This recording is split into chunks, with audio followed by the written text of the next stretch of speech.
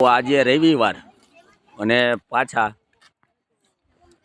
આપણે આજે આવી ગયા છીએ રામતીર્થ ફાઉન્ડેશન, જે આ લોકો 7-8 વર્ષથી ચલાવે છે.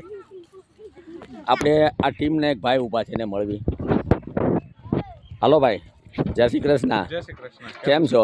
બસ એકદમ મજા. ભાઈ, તમે આ ગ્રુપ કેટલા વર્ષથી ચલાવો છો? છેલ્લા 7-8 વર્ષથી અમે કાર્યરત છીએ અને અવિરત અમે આ રીતે કાર્ય કરતા રહીએ છીએ. નાના બાળકો આપણે જે ભૂખ્યાને ભોજન આપીએ છીએ, પક્ષીઓને કુંડા વિતરણ કરીએ છીએ અને બીજી ઘણી બધી પ્રવૃત્તિ, વિધવા બહેનો હોય તો એમને પણ સહાય કરીએ છીએ, કીટ આપીએ છીએ અને આવા ઘણા અવિરત કાર્ય અમે કરતા રહીએ છીએ. બરાબર. અને આપણા ગ્રુપમાં કેટલા મેમ્બરોની ટીમ છે? અમારા ગ્રુપની અંદર 30 થી 35 વ્યક્તિઓની ટીમ છે. નાના નાના બાળકોથી લઈ અને મોટા સુધી બધા કાર્યરત છે અને ખૂબ સરસ સેવા કરે છે. જ્યારે પણ ગ્રુપને કોઈ પણ બીજી જરૂર હોય, કોઈ પણ કાર્યની અંદર, તો ખડે પગે ઊભા હોય છે અમારા. વાહ, ટોપ વાત છે. અને મેં સાંભળ્યું કે તમે ઉનાળામાં કુંડા વિતરણ ને એવી ઘણી બધી સહાયો કરો છો. હા, કુંડા ફૂલ છોડ છે ચોમાસામાં. હા, અમે કુંડા વિતરણનો કાર્યક્રમ કરીએ છીએ અને એપ્રોક્સ આ વખતે અમે 2000 કરતાં પણ વધારે કુંડાઓનું વિતરણ કર્યું હતું યોગી ચોક પર. શું વાત છે!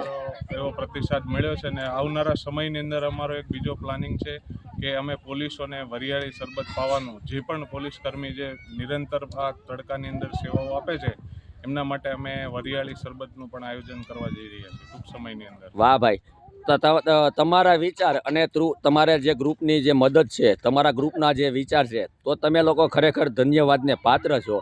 અને હું તો તમને એવું જ કહું છું ભાઈ, કે તમને ભગવાન બધાને આ રીતે આપે અને તમે આવીને આવી સેવા કરતા રહો, જેથી આપણને કોઈ પણ ગરીબ કે ભૂખ્યાને ભોજન મળે. અને ભાઈ, ખરેખર જે વ્યક્તિને મદદની જરૂર હોય તેને તમે મદદ પહોંચાડી શકો, આવું હું તમને એક આશા રાખું છું. બરાબર.